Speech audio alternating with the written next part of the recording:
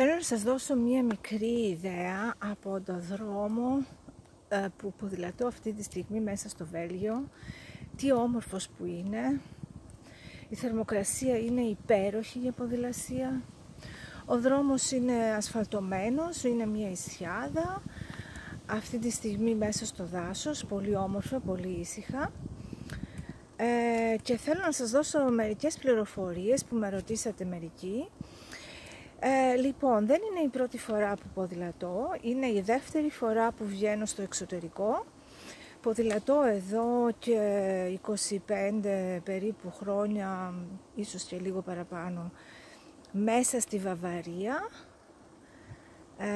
Δηλαδή ταξίδια με πολλές μέρες και διανυκτερεύσεις. Και το σύστημα που χρησιμοποιώ από πέρυσι με διανυκτερεύσεις λέγεται Warm Showers. Είναι ένα διεθνές σύστημα που χρησιμοποιούν αποκλειστικά ποδηλάτες για ποδηλάτες και διανυκτερεύει δωρεάν σε κάποιον άλλον ποδηλάτη στο σπίτι του. Πολλές φορές σε προσφέρει και φαγητό, δείπνο, πρωινό κτλ. Είναι υπέροχη εμπειρία.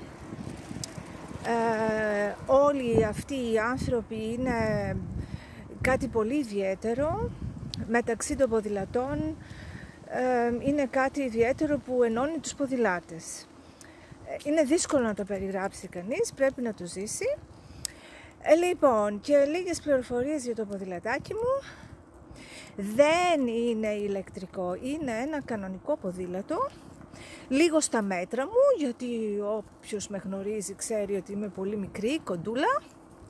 Είναι λοιπόν στα μέτρα μου, αλλά είναι πάρα πολύ καλό, έχει πολύ καλές ταχύτητες και το βάρος που κουβαλάω μαζί μου είναι περίπου 17 κιλά.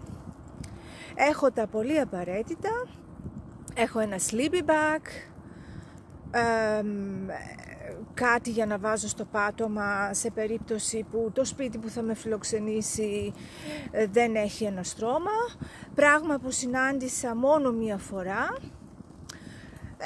Αυτά, έχω πράγματα για βροχή σε περίπτωση που βρέξει, να είμαι γενικά καλυμμένη με παντελόνι αδιάβροχο, ζακέτα αδιάβροχη, όλα αυτά για να μην είμαι βρεγμένη, να μπορώ να ποδηλατήσω ώρες χωρίς να βρέχομαι.